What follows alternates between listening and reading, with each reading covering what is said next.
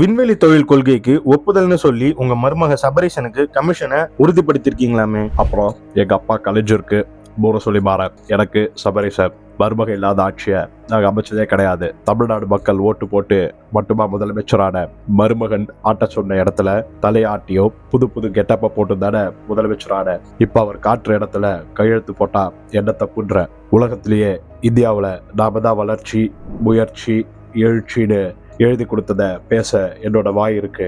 ஆனா எழுதி கொடுக்குற ஆள் என்ன சபரீஷன் கிட்ட தானே இருக்கு. பகச்சுக்க முடியுமா? முதல்வர் சீட்டு மட்டும்தான் என்னோடது. ஆனா என்னை விட என்னோட மருமகன் தான் அதில் அதிகமா உட்கார்ந்துருக்காரு. என்னை சுற்றுப்பயணம் போக சொல்லிட்டு ஆட்சி அவர் தான் பாத்துக்கிறாரு. எவ்வளவு சுருட்ட முடியுமோ சுருட்டலாம்னு பார்த்தா பாஜக ஈடியை வச்சு மிரட்டுது. எப்பெல்லாம் சபரீஷ வீட்டுக்கு ரைடு வருதோ அப்பெல்லாம் கொஞ்சம் ஜஹாவாகுவோம், அவ்வளவுதான். யாரோ எலான் மஸ்காம அவரோட போட்டி போட போறோம்னு சின்ன மாப்பிள்ள ஹரிஹரனோட சேர்ந்து வானம் ஸ்பேஸ் நிறுவனத்தை தொடங்கினார் மருமக.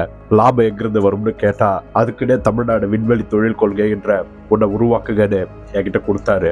இதுல எப்படி வரும்னு கேட்டா அதெல்லாம் உனக்கு எதுக்கு, நீட்டுள்ள இடத்துல கையெழுத்து போடுனாரு. 20% கமிஷன் கிடைக்கிறத போல கையெழுத்த போட்டு விட்டேன். அறிவியல்ல சிறந்து விளங்குறோம்னு அடுத்த கூட்டத்துல பேசுறதுக்கு எழுதி அனுப்புறேன்னு சொல்லியிருக்காரு. அது வர சும்மா இருக்க மாட்டீங்களா என்ன? என்ன இப்ப என்னோட மருமகனும் எலான் மஸ்க் போல விண்வெளி துறையில பறக்க வேணாமா?